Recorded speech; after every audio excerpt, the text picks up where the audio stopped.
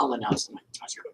Then you can speak. Shalom. Shalom. This is Wake, O Israel Ministries. We do thank and praise the Most High, Ahayah, bahashem, Yashayah, Ruach Kudash, for this opportunity to be in front of you and with a very, I hope, good lesson that you all hopefully will enlighten some of you who will listen and enable you to Listening, to share and edify people on the subject matter that we're going to present. Especially if we have first-time viewers, please be patient. Get your Bible open. This is not a church. This is a breakdown ministry of the Word to make it simple and plain for you to understand. 2 precepts. So, and Josh is our teacher. This is the Willie Lynch letter. Now, why, before we go into the lesson, we're going to bring a lesson tonight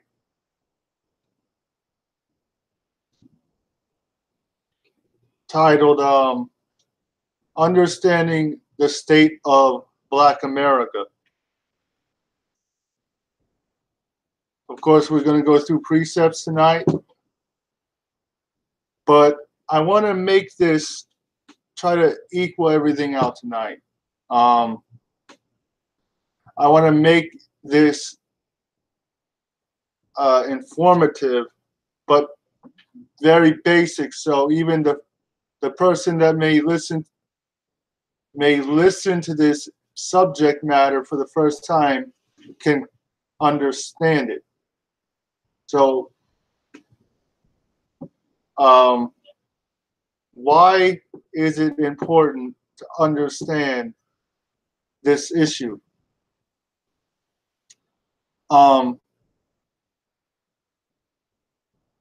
So,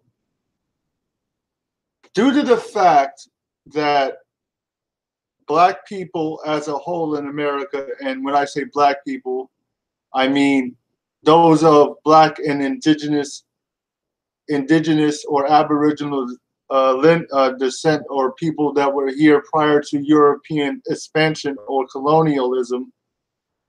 Long before. That's right. We know that they are the children of Israel spoken of in the Holy Bible.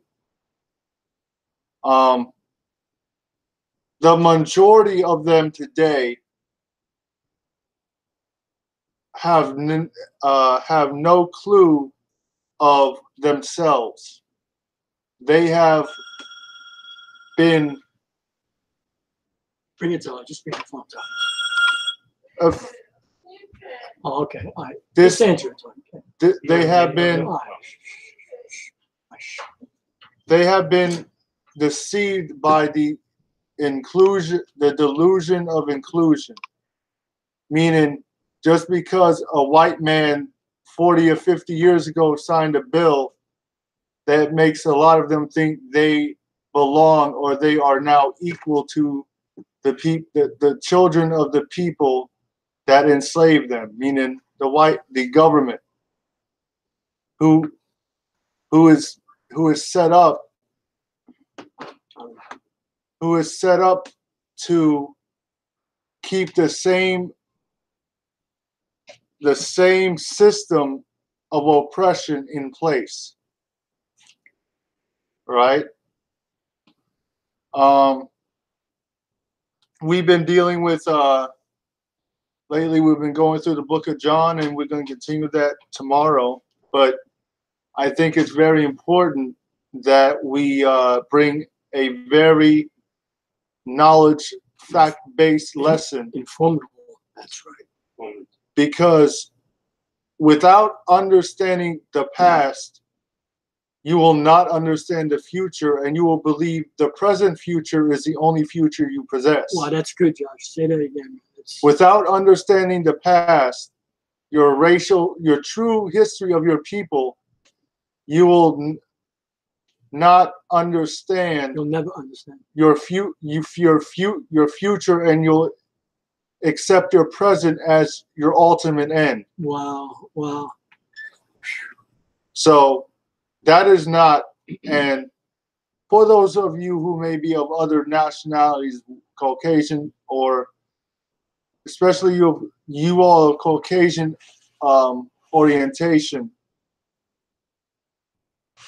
or white people, when white people have black friends and they bring up issues of certain issues, white people, here's the problem with white people who don't understand.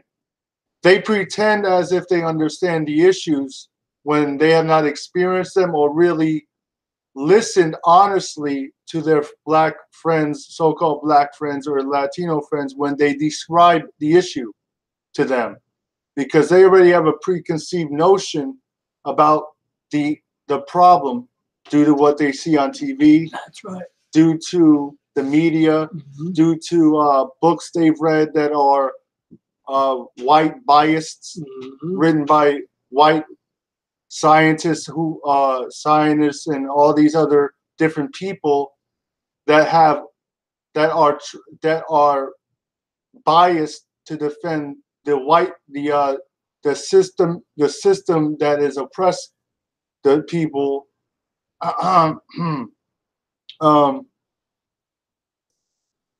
The people that they've enslaved.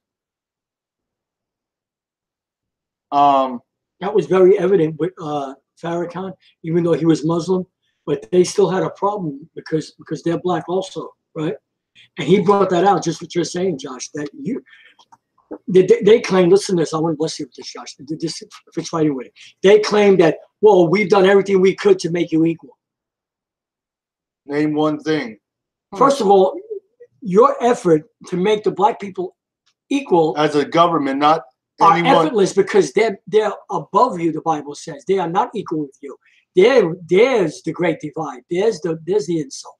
So the main issue of the matter is, the brothers and sisters, when you deal with your friends of other races, it's mainly Latino and black, you don't really truly try to understand their issues, their problems with the system they live in, because you have a preconceived white supremacist spirit, or not saying you're racist, but you have a mild case of white supremacy in you, because you've been trained to think that everything they speak about is a conspiracy, like the drugs, the race, on all Good, those Josh. things are not conspiracies. That's right. That's right. It's reality. Because when you hear a word long enough, you begin to believe that something is not true when it's not. Like, if you hear something is a conspiracy, you will believe it if you hear it long enough. I want to back my son again. I was in a whirlpool with a black Afro-American man and his wife, and he said, "Well, you know, if you're telling me I'm Hebrew and I know I'm Afro-American, that's a conspiracy." I said, "No, you're a people in the nation that's been lied to, sir." That's all I looked at.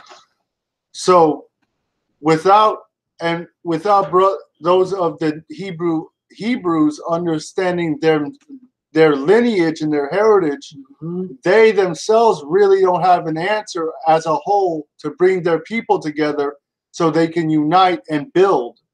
And aren't they separated, Josh? They're separated from each other. Ultimately, the Messiah Christ will return and restore the children of Israel to rulership. Yep. Where this will not be the topic of discussion, because everyone will know who's ruling, or who the children of God, the Israelites, or the true children of God are. That's right. Awesome. That's awesome, brother. So, and another thing, the white man, the white system, the elite, the white man was the first person to divide people based upon color lines, which happened in the late 1700s. Why? Well, what was happening during the 1700s? Slavery. It's very interesting that all these things happened during slavery. Why? Because they had to invent a way of getting around certain things when it came to the Bible. Well, simply they wouldn't teach you certain things in the Bible, but they had to make, they had to create a way where they can keep adding races to you. Come on, that's right. That's right. That's their agenda. Isn't it strange how That's the agenda. white people have always been white people generally, but black people's nationality have changed since they went from being Negroes to colored, from colored to black, from black to African American. Now, so the government has changed your title at least 4 or 5 times since slavery. That's right. Okay, so you don't really know what you are or who you are. Come on. Or your real nationality. You can only parrot back what you've learned in a white supremacist educational system. So what's the echo of that, Josh? The echo is, well, I'm satisfied being an Afro-American. I'm Gentile. That's the echo of it. If you're satisfied in being something that you're not, so deception. Before we read out of the Willie Lynch letter a little bit, I want to share some information here. Love you, brother. Of course, we're going to go into the Bible. We're going to back everything as we always do with the scriptures. That's right. That's right. New viewers, get your Bibles open and listen in. Listen close. Especially if you're Afro-American and you've been hearing about this, and I know you have. I know this awakening is powerful. It's real. This is not a fad. This is not a movement like you've been told in the Christian church. No, there's millions and millions of us now that are awakening, especially your people. And he's using us, a Caucasian family, right, Tony? Yeah. To bring the truth to you. Wikipedia. The Willie Lynch letter. Let me tell you something, Christian. You told me this book is a phony book. It's not real. No, this is a real book. You don't want to read it because it insults you, and it shouldn't insult you. You should read this and know that these people in the past have destroyed your image of who you are. So this is Stockholm Syndrome. And I want to, before we go into this, I want to read this so we can begin to understand the psychology of slavery and how, although you may believe you're free in a sense, I was just thinking, but in a way you are still bound aren't they, to the system as long as you don't understand yourself. Wow, that's good. I couldn't have said that any better. That's right. Until you understand who you really are, you are in slavery in your mind. And I know it hurts you when you hear that because you're doing good in America. Stockholm Syndrome is a condition that causes hostages to develop a physiological alliance with their captor. So basically, you take a slave, you breed him, you break him from his natural state of freedom, make him serve, condition him to be a servant, right? Come on. You condition when you're really a king and a prince, right? And you have to teach him that he's a slave because he won't accept that right away. It's like when you take and they even talk about this in the Willie Lynch. The Willie Lynch letter was written by a white slave owner in the 1700s to deal with slave rebellions, because there were a lot of rebellions during that time and during slavery. So this white man who owned a slave plantation in the West Indies wrote a letter to the white slave owners in the South on how to condition and create a perfect slave. Now, of course, we know there were always rebellions, but this would help hopefully to lessen it, right? It would help the slave owners manage their property better, or better said, train the slave to always think of himself as a part of America, never owning America or having their own real freedom, but always building up America, always being a servant to build someone else's kingdom. That's kingdom. Right. That's right. Right? That's right. Makes sense? Yeah, I couldn't have said it any better than that, brother. So Stockholm syndrome is a condition that causes hostages to develop a physiological. In other words, physiological is another word for mental. So a spiritual or a brain dependency alliance with their captor. Yeah, John. Okay, I got him here. As a survival strategy during captivity. So as long as a system, not necessarily chattel bondage, but a system rules over a people that have been oppressed, right? A people that have been in captive or enslaved,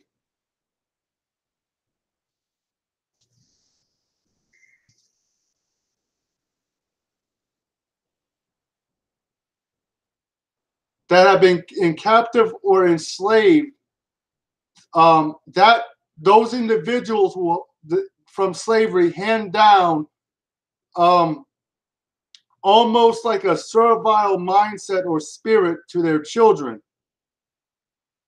So their children's children will always feel as if it is righteous or right to defend or protect the land of their oppressor, a land that was stolen by their oppressor that they helped the robbers build. Okay?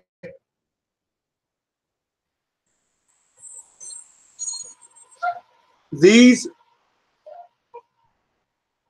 illusions resulting from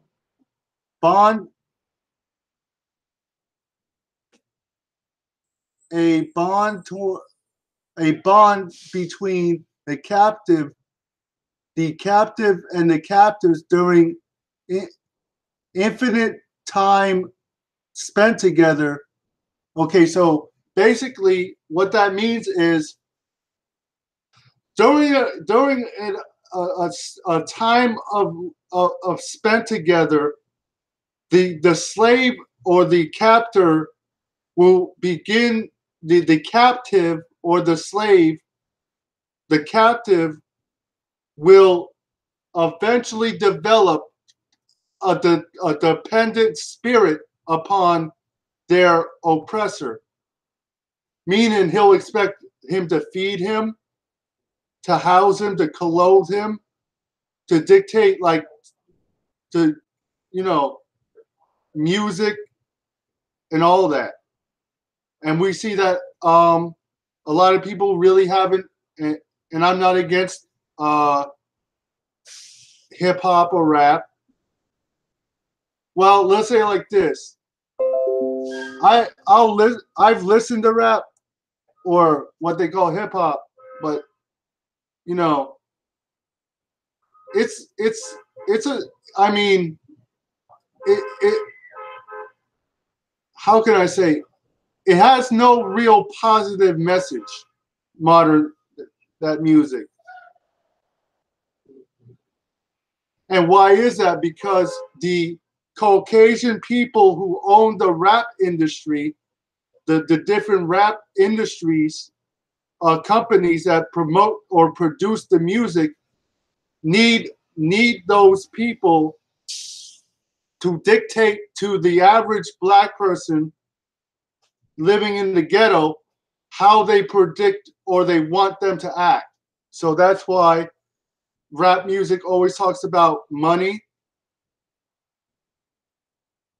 drugs, because they want them drugged, they want them violent, right? They want them smoking or doing drugs, alcoholics, right? That's right. And So who puts it in the neighborhoods? So the government. So through that, they know that the majority of black people won't abuse women or, whore. So they have to make it seem like it's an acceptable lifestyle. So how do they do this? They do it through the music. They use music to continue to promote a type of spiritual slavery. And that's one type of way they ensnare the children of Israel today, with music. Bond together by an infinite time spent together, and are generally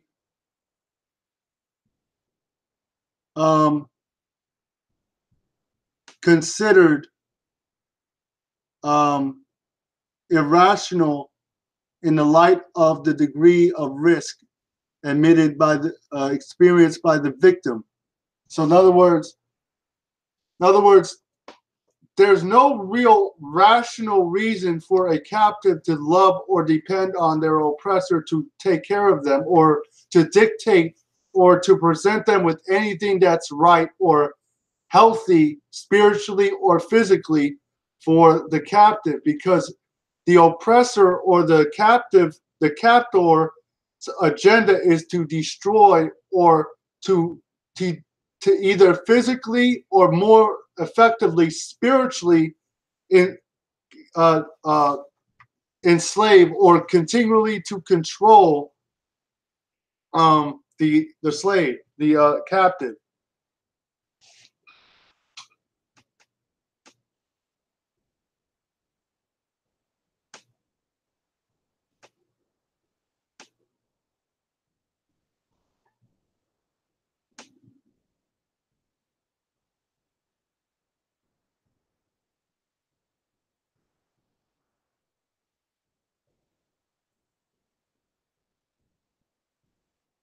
Stockholm syndrome is consistently a physiological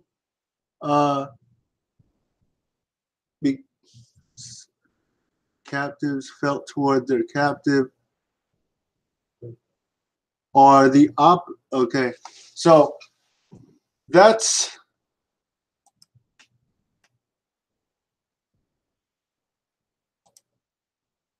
okay. So The whole book is good. We should go through the whole book. I want to get through.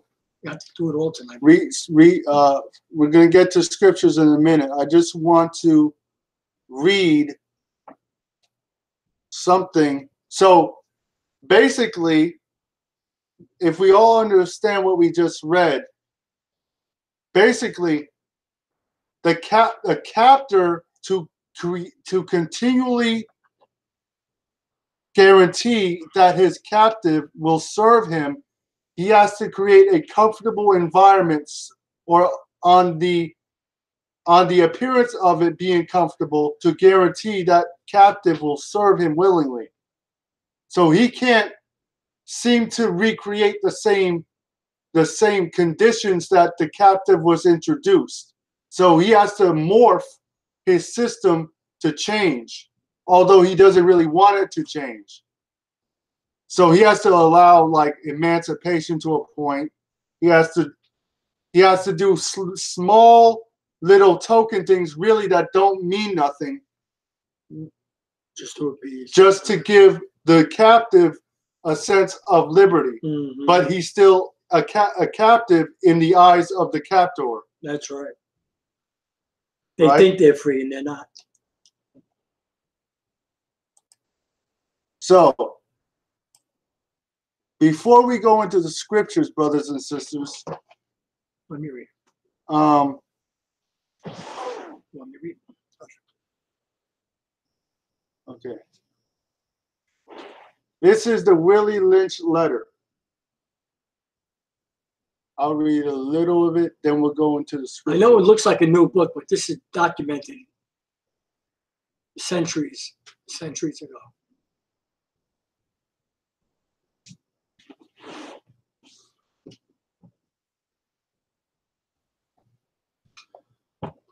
Let me read it. I'll read it for you guys. Hold on, Dad. All right.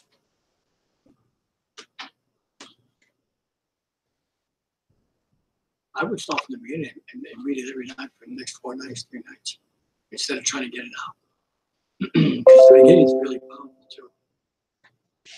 I'll read snippets of this. Watch this, brothers and sisters. Again, this is not to insult or cause any. This is what they have done and are still implementing without your understanding. Recognizing it. That's right. Without you recognizing it. And this is meant to help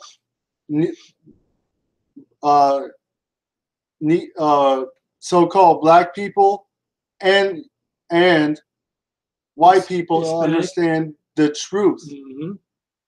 So this is the Willie Lynch letter on page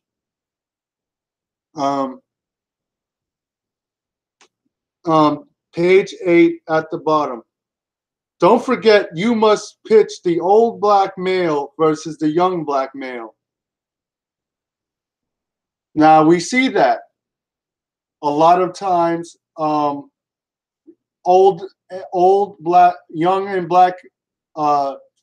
black people will not get along with their older black elders. That was a system that was implemented during slavery to keep the plantation out of balance. Because invariably you would have to submit to somebody, which would be your captor. So the slave master taught the slave to always hate his elder or hate each other. No, honestly, isn't that the young black male versus the male against the old black male versus the you must use dark-skinned slaves against light-skinned slaves. Now what does that mean? Make the slave believe because he's lighter he's better, or he's superior to the darker skin. And how do we do this? We make the light-skinned slave closer to us by making him serve like Al Sharpton. Al Sharpton is a light-skinned black man. Or so they would make the lighter-skinned slaves oftentimes, not always, but oftentimes the house servant, because he was closer to the color of the master. So the house slave would still be a slave. It didn't change the fact that he was a servant. It just made him feel like he was higher or closer to the white man. Right? That's right. Now he was still a slave, mm-hmm. but he felt superior because the master made him feel that way to make him a better slave. You must use your white servants and overseers. You must have your white servants and overseers distrust all blacks. So remember when I mentioned how you may be Caucasian out there and have black friends, and you have a misunderstanding of them. Why? Because the media trains you to distrust them, to be worried, to have a negative view about them, so you can never really understand their side of the story. I'll read that again. You must have your white servants and overseers distrust all blacks. So how does the TV does that? That make the television makes makes black people look like they're idiots, look like they're uncivilized. Buffoonery. Mm-hmm. Right? Makes them look like they're always greedy. They're always after something. They're always their homes are always disorder, when that's not true. None of that is true. But see, when you take your reality from television, mm-hmm. you'll never be able to understand them. you probably never had an honest discussion with your black friends because you feel like you know the answer to what their issue is, right? When you really have no clue because you've been trained by a white supremacist media to have negative views about your friends, right? That's right. It is necessary for your slaves to trust and depend on us. Let me read it again. And that's Stockholm Syndrome. That's deep. It is necessary. In other words, this is the most important thing you must train every black person in your nation to do. It is necessary that your slave or your captive or the blacks that are living in your nation to trust and depend upon us. They must love, so you must train them to love, to respect, and to trust only us.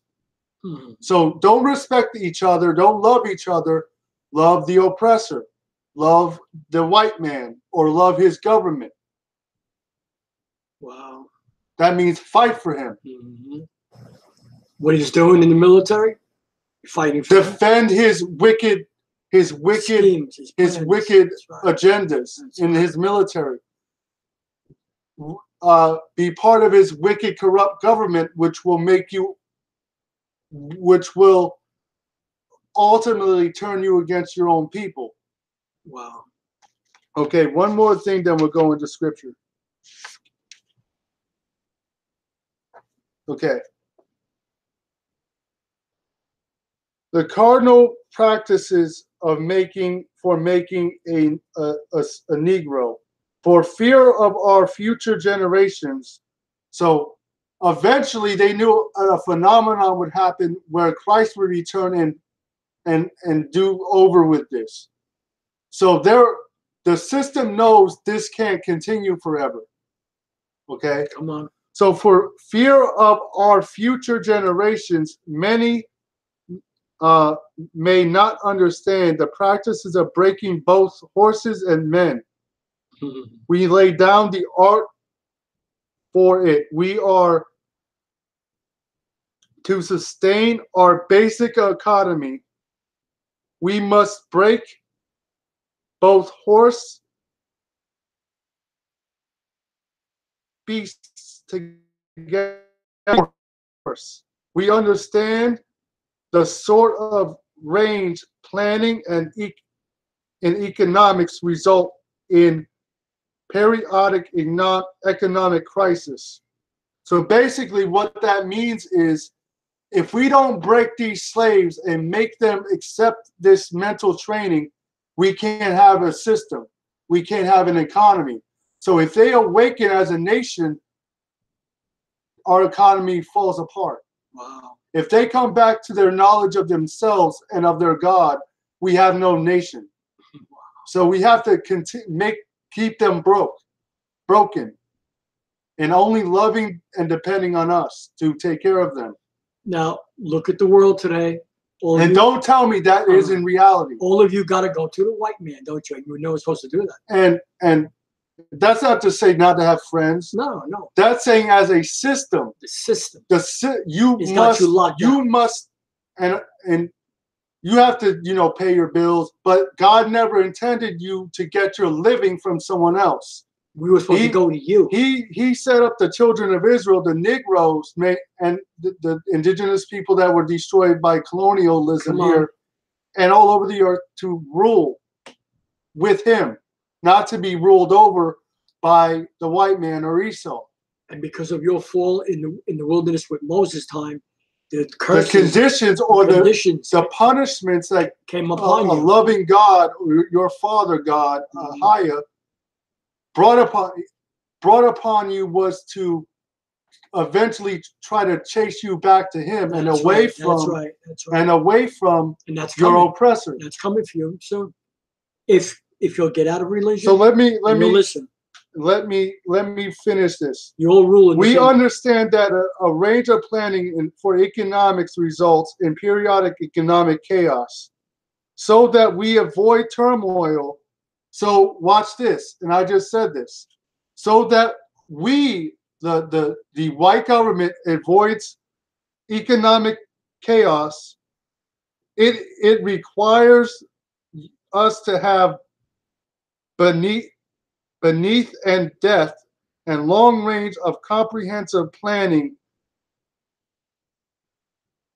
articulating both skill and sharp precision, to lay down the following principles for long range comprehensive economic planning. That's you know what that's called? Engineering. What is it? Mental engineering, predictive programming. Yeah, yeah. A couple of these points, then we'll go into scripture. Well, point one. Go ahead. Both horse and Negroes are no good to the economy in their wild natural state. So in other words, a Negro who knows who he is won't serve you. So we must make the Negro broken in his mind, remove him from his natural state of knowledge of self, and therefore we can create a willing and obedient horse or servant. Both must be broken and tied together for orderly production. So if we don't have these people serving us, our economy won't produce. That's why they give all the low-wage jobs mainly to Negroes, right? That's why, and I'm not against, this isn't a slant against work. So you ought to work, but these jobs were never designed to enrich your people. That's why primarily lots of Negroes work in McDonald's, Burger King. Now, even with the wealthy, that's why they target your people for the owners of the NBA and NFL and the MLB. Why do they target blacks and Hispanics mainly? Because they know you're good money makers. They know you'll produce for them. Because you're in a broken, weakened mental state. Because their system has ripped your heritage and your self-knowledge from them, so you have no other choice but really to serve. And believe that servitude is good for you. Right? Yeah, that's right. Both must be broken and tied together for orderly production. The ordinary future's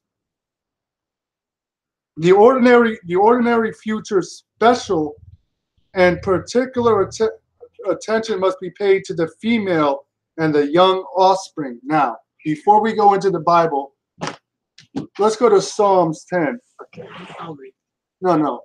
Yeah, hold Psalms 10 Psalms 10. And put it on the screen for the people to follow with us. Sure. Take your time. Now, why did the slave master and the American government have to pay attention closely to the Negro female and the young children? Because what happens, for those of you who have fathers and they work, right? What happens when dad goes to work? Who's left over you? The mother. So mostly the mother would have the most influence in a family where the man is the provider. So she's going to have most of the influence in the day over the children because she's going to be home. See, that's why they train black women to be independent and think they don't need it. Well, I'll stay with that. Yeah. Right? You're a proud black independent woman and you don't need a man. That was trained to you during slavery. Don't say you don't hear that on television. It's all over. Was it BET, 57, all over. The proud black woman. They don't need anyone. They can take care. And you should be proud once you find out who you are. You're a queen of Israel. Yeah, in that way. And you need a man. And that black man is a king. He's the king of the earth, literally, that God designed to rule the earth. You're the queen. But you don't feel it and know it because you're in slavery in your mind. You're in religion. And that mental oppression is causing you to still serve a nation that, at least governmentally, hates you. And puts you in slavery. Right? Mm-hmm.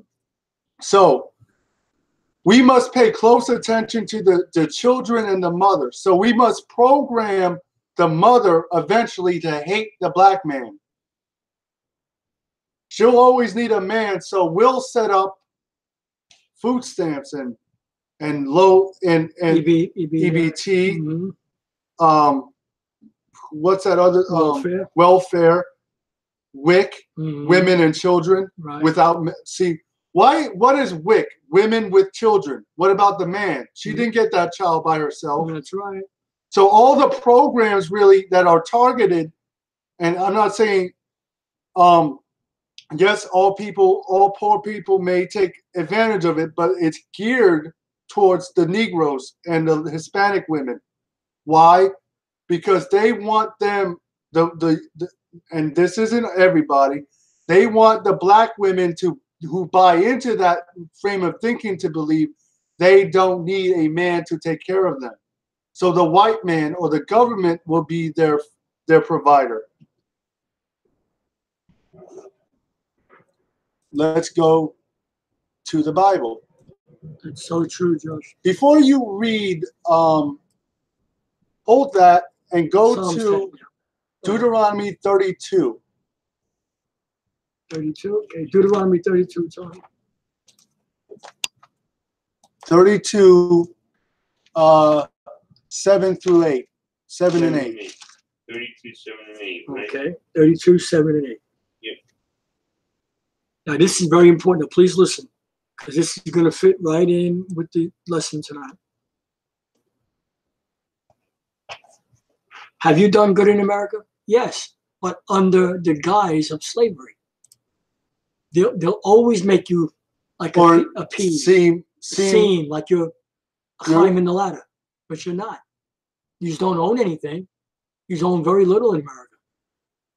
Because why? Because you're pit against each other. And that's what the system wants. And they do that. They do that through divorce. They do it through drugs. They do it through abortion. So okay. 7 and 8, Dad. All right. Deuteronomy 32, 7 and 8. Remember the days of old. So the Bible commands the Israelites to remember themselves, to remember your history. Read. Consider the years of many generations. So your people were always supposed to teach your community, starting with the man teaching the woman and the child their national history, their origin. Where do you truly come from? Ask thy father, and he will show thee thy elders, and they will tell thee. Read. When the Most High divided to the nations their inheritance, when he separated the sons of Adam. When he did what? When he separated the sons. No man separated. When he separated the sons of Adam, that means Adam was black and you are black Afro-American. So God separated the races. Come on. According to the number of the children of the whole world. God divided the nations in inheritance. The children of everybody. Israel. So stop. For the Lord's portion is his people. His people. Jacob is the lot or the sum total of his inheritance. Mm-hmm. Right? That's right.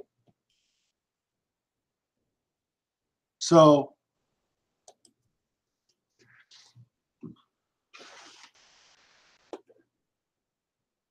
we understand that God selected a people, the Israelites.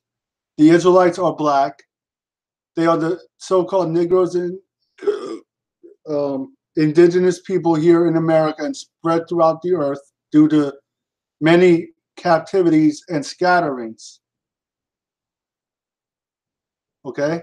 So, verse 16. They provoked him to jealousy with strange gods. So one of the tools. This is what happened to you. Now listen. So one of the tools, probably the most strongest one, is throughout the slavery and captivities that your people were spread through, so-called African American. They gave you religion. Your oppressors, mainly with the last two, the Arab slave trade and the transatlantic slave trade, you were introduced to Christianity and Islam, which are strange gods, because your people knew nothing about Muhammad or a Caucasian white man dying for you on a tree, right? With abominations provoked them to anger. Him to anger, right. They sacrificed unto devils. Uh-oh. So these religions, Christianity and Islam, would teach you to worship the God of your oppressor, Satan, without you knowing it, because if you knew, you would never worship what they gave you. Okay, so hold on. The Bible is the history of the so-called Negroes and the children of Israel, right? So them knowing this, they would have to teach the Bible wrong to you to promote white supremacy somehow, when the Bible does not even. The Bible teaches Israelite supremacy or rulership eventually for the Israelites. Mm-hmm. Come on. Okay, so they sacrificed unto devils, not unto the Most High, to gods whom they knew not. So you didn't know about white Jesus when they took you here. Come on. You didn't know about Muhammad until 600 years after Christ. Okay? You didn't know of any of the whitewashed ideas of religion or spirituality you received until Europeans started to colonialize Africa and bring you here during the transatlantic slave trade. That came newly up. These are new religions, whom their fathers knew not. Verse. Feared not. Of the rock that begot thee, thou art unmindful. So you are unmindful of the God who brought you originally out of Egypt. Come on. And has forgotten the power that formed thee.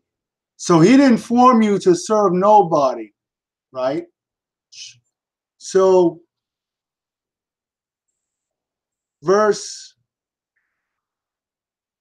21. Okay, ready? And they were wise. Oh, 21, sorry. All right, here we go. 21. All right. I will heap mischief upon them. I will spin mine hours upon them. They shall be burnt with hunger. 20. And I devour with burning heat and with bitter destruction. I will also send the teeth of beasts upon them, and those other nations, with the poison of serpents of the dust. Stop. Anyway, Oh, it was 21. Oh, I'm sorry, down here. You want me to hit 21? They have moved me to jealousy. That was good. So basically, No, I'm sorry, the nations would poison the Israelites during their captivities. They have moved me to jealousy. Read. With that which is not the Most High. They have provoked me to anger with their vanities, and I will move them to jealousy with those which are not a people. I will provoke them to anger with a foolish nation. Wow, America. Stop.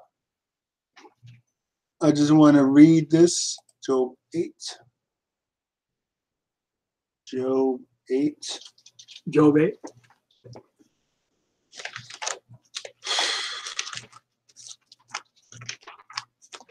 Here we got to cook. We got organic chicken. Okay. Job. I want to say something real quick. Job is one of the oldest books in the Bible, correct? Uh-huh. All right. So I shared with this brother, next time some white supremacy white man says to you, well, we've been in America a long time, we've been here longer than anybody else, and we're the supreme race, you tell them, but I'm the son of Adam.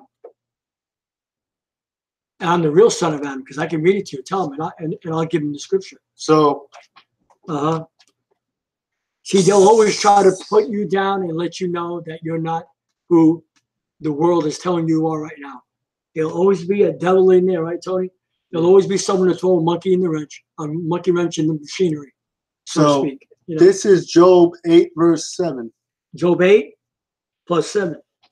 Verse 7. Ready? Though thy beginning was small, yet thy latter end should greatly increase. Look at that. Stop. Read. For inquire, I pray thee, of the former age, and prepare thyself to the search of their fathers. So, research it. So the truth is, the true knowledge of your heritage and your race, Negroes, have been hidden from you. That's right. By a white racist system. That's right. An education system. And we're trying to help you see it. Have hidden or made you not want to desire to know the history of yourself. Right. You gave up. For we are but of yesterday and know nothing, because our days upon earth are a shadow. Shall not they teach thee and tell thee? So once you know your history will correct things. Come on. It will teach and tell you how to live. And utter words out of their spirit, their heart. So now, Psalms 10. Psalms 10. Okay. In the beginning, Josh? Or you want to start in 9? Psalms 10, verse 1. 10:2. All right. I will say unto the Most High, do not condemn me. Show me wherefore thou contendest with me. I'm sorry. Psalms 10. Right, I'm sorry. Well, 10. Yeah, I got it. I like Joe. Guys, I'm sorry, 10. I got it, Josh. 10 and 2. All right, 10:2. Sorry, folks. My bad. Psalms 10:2. He had said in his heart, his mind, the Most High hath forgotten. 2. 10:2. The wicked in his pride doth persecute the poor. Excuse me. Does what? Does persecute the poor. He loves the poor. Persecute the poor. It's all good. So the wicked is the so-called white system, the Edomite system, or the elite, the president, and those ones. Come on. So those people. So their agenda is to persecute, to hate the children of Israel or the poor. Right. Let them be taken in the devices that they have imagined. So the Most High is going to turn everything they've done against the Israelites on them eventually, soon. For the wicked boasteth of his heart's desire, and blessed the covetous, whom the Most High honoreth. So everyone that the Most High hates, he enables to have the eye of attention on. Everything that God hates, he puts emphasis or people to support. That's right. The wicked, through the pride of his countenance, will not seek after the Most High. His nose is up in the air. He thinks he's got it made with his lies. The Most High is not in all his thoughts. So the wicked, through his pride, the pride of his countenance, will not seek the Most High. So he wants a system that is secular. That's why they want you to turn against the book, the Bible. Why? Because the Bible contains the fall of Esau and the uplifting of the poor, the children of Israel. And Esau is, the children of Israel are not white. They are earth tone. They are black.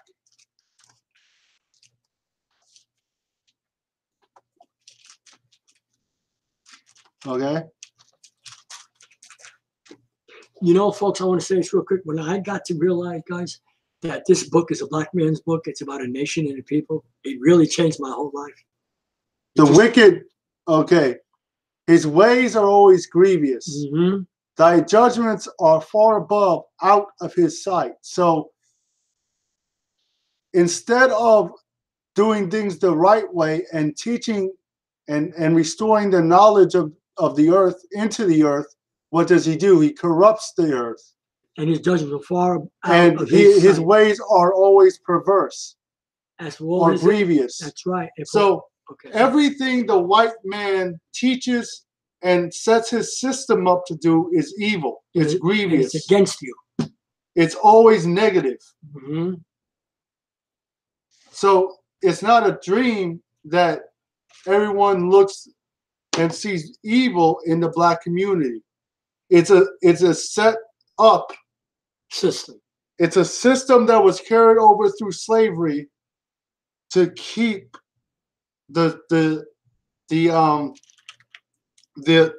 Negroes in a certain position where they can't come together uniquely as a group, as a whole. That's why they use sports athletes and brag about this person's making this type of money and this to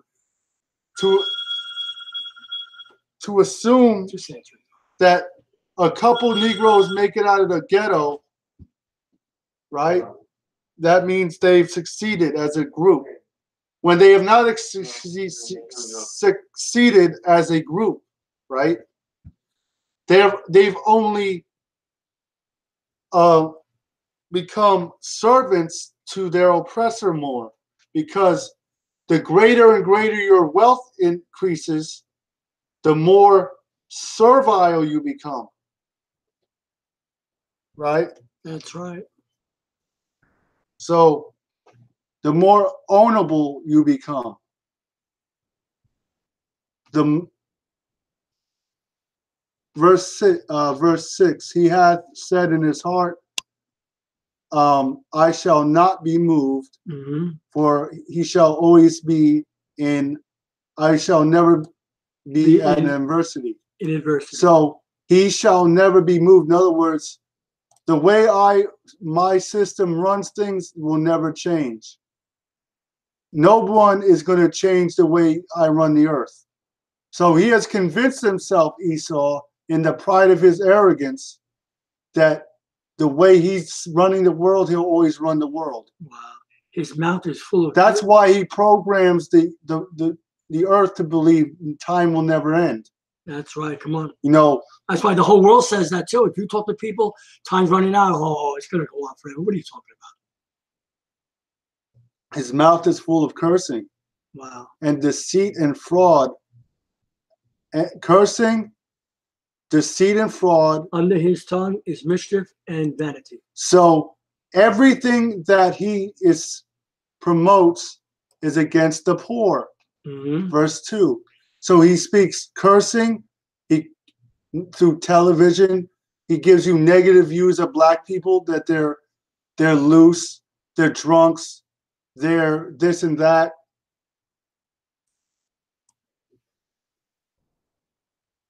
Right? Yep. He sitteth in the lurking places. Okay. So fraud and deceit. So since he defrauded the Israelites of their heritage, he's able to continually be deceitful and lie to them, because once you understand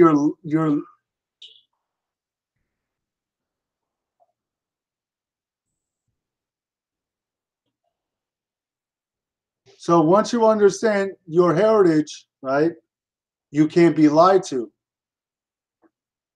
Right? He sitteth, read, he sitteth in the lurking places. He sitteth in the lurking places of the villages. In the secret places doth he murder the innocent.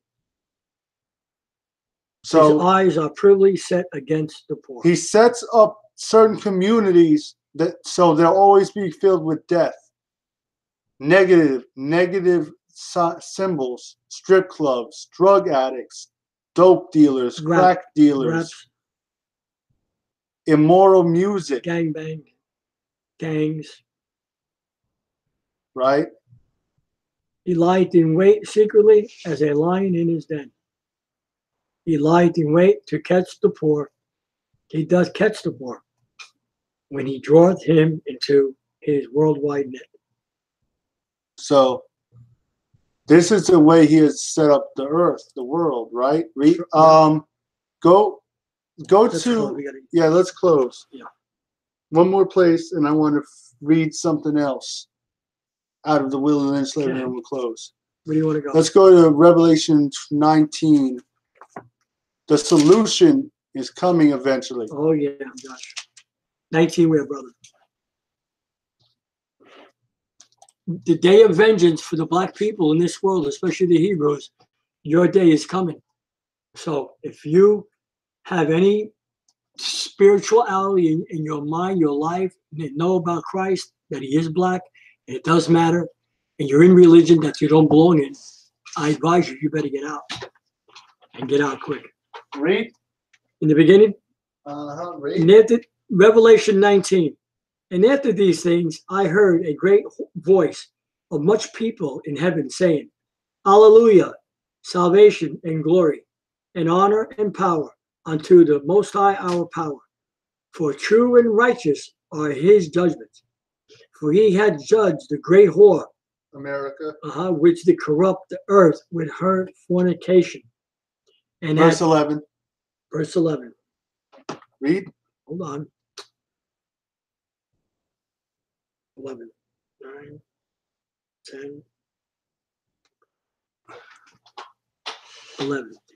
And I saw heaven open, and behold, a white horse, and he that sat upon him was called Faithful and True, and righteous, and in righteousness he doth judge and make war. So Christ is coming back to make war with first America. Why? Because America is the head seat of the oppression of his people, That's right. and have destroyed the earth and made the earth a mere image of her immorality and her wickedness. Come Read. on. His eyes were as the flame of fire, Read. and on his head were many crowns, and he had a name written that no man knew but he himself. Read. And he was clothed with a vesture dipped in blood. You know what that means? And his name is called the Most High of Power. And the armies which were in heaven followed him upon white horses, clothed in light fine linen, white and clean. And out of his mouth goeth a sharp sword, that with it he should smite the nations, and he shall rule them with a rod of iron. Stop. So that is what is the future of America and the earth.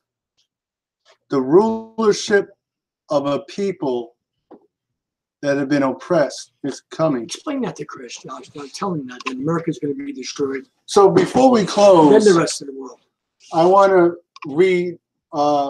read something else out of this really quick. About. Engage your minds, people, and think always.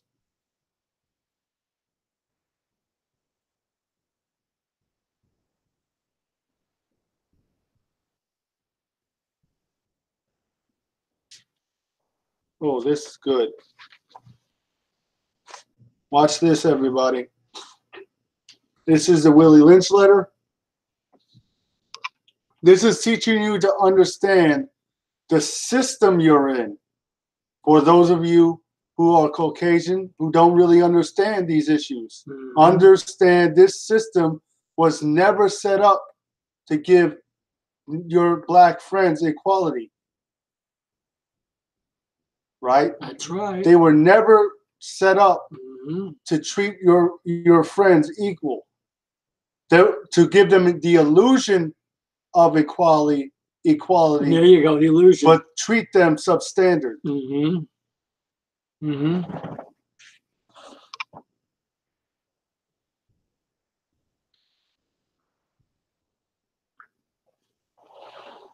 This is. They are dangerous near the family house, and it requires too much labor to watch them.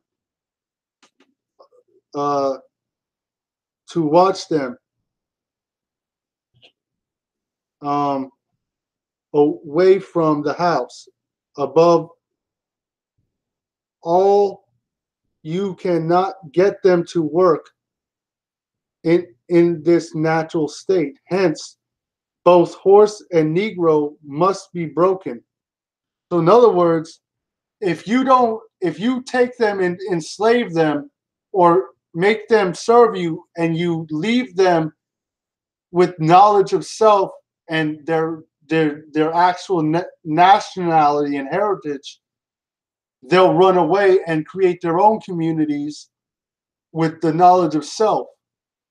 So we must break them mentally, then they will serve you. They will be the great servants,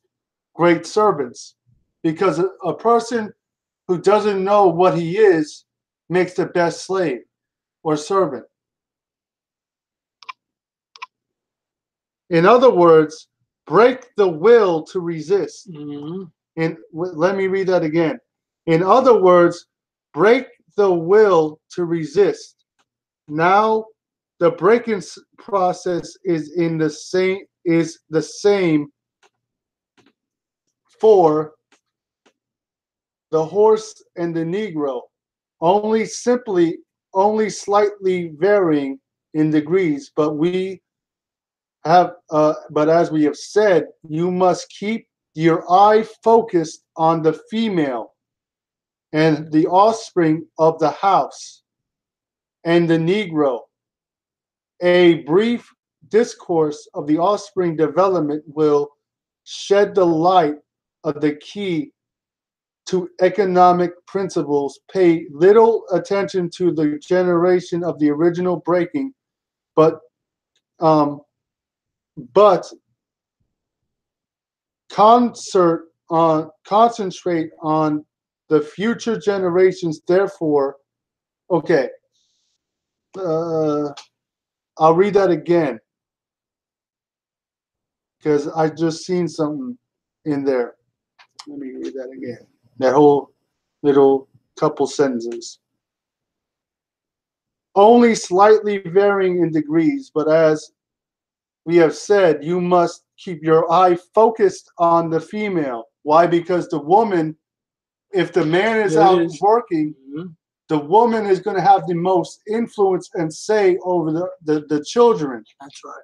So if we can make the woman distrust the black man, she'll teach her children, she'll teach her black female children to not like the black man.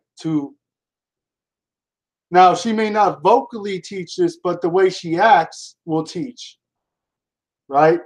She'll teach her black daughters to be independent and think they don't need a man. Then they'll teach the black children, the male children, to be effeminate and submissive to female authority. And that's not saying don't listen to your mom or your wife when you get older. But wait, hold on. I'll come. Let me finish. And her offspring and the house. There's a problem there. And the Negro. A brief discourse of the offspring development will shed light. So basically, if we don't destroy the household during slavery, we will never be able to destroy the black home. So we must break the male's image or influence over the woman during slavery, and that will always be in the back of her mind somehow. And she will never truly be able to depend and trust upon a Negro, a black man, without knowledge of self. She'll always think she's equal to him instead of being submissive. Mm-hmm. Mm-hmm. So hold on. Will shed light on the key sound economic principles, pay little attention to generations of the original breaking, but concentrate on future generations. So basically,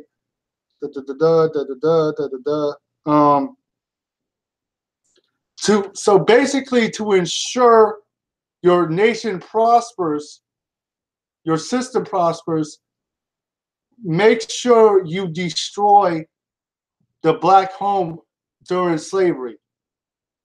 Humiliate the man. Why, John? And tell them why. Because the DNA from 1500 is going to be handed down to every generation since they did this. And it's going to be in your body, right, Tony? In your mind, in your teaching, and that's the way it's supposed to be. That's got to be broken. That's got to be broken.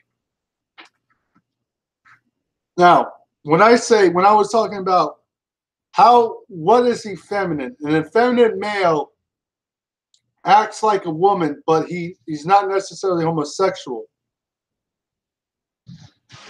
So, and that's why strong, independent women usually date weak men. Think about this. And whenever you, and and this deals with anybody, but if you're a black man and you see a couple together, a black man and woman, and you see that woman has a domineering spirit about her, she's very domineering or independent minded. Mm-hmm. The reason she's with that man is because that man is effeminate. In other words, he's not going to try to rule over her or domineer. Not domineer in the wrong sense, but be a head. Right. So spiritual leader, she's with that man because that man will allow her to do whatever she feels like. And that's not saying don't let a woman do what she wants, but she must have the correct spirit when she does it. Right? Let me say that again. Whenever you see a woman and a man together, and that woman is bossy, is domineering, has a male spirit about her, she's with that man because that man has a soft spirit about him. He's not gay or homosexual, but he's effeminate. He's soft. He can't stand up to a woman. So that woman is comfortable because she was not all the time, but most of the time, women like that come from single parent homes ran by women who were independent and treated men like they were women, or treated women. Right, it's not just black; it's white people too. And treated women and treated their male and female children opposite. So they cuddled the men and made them submissive and effeminate and weak. And they taught their children, their female children, to be independent and support and take care of things. So that is why a lot of, if you ever hear a woman say, I don't need a man. Okay, if you don't need one, why do you look for one? You're saying that because what you're really saying is, I don't want a man that's going to check me. I want a man who's a weak simp, who I can give my body to, but I don't have to listen to. Mm-hmm. Right? I want a man who I can treat like a child.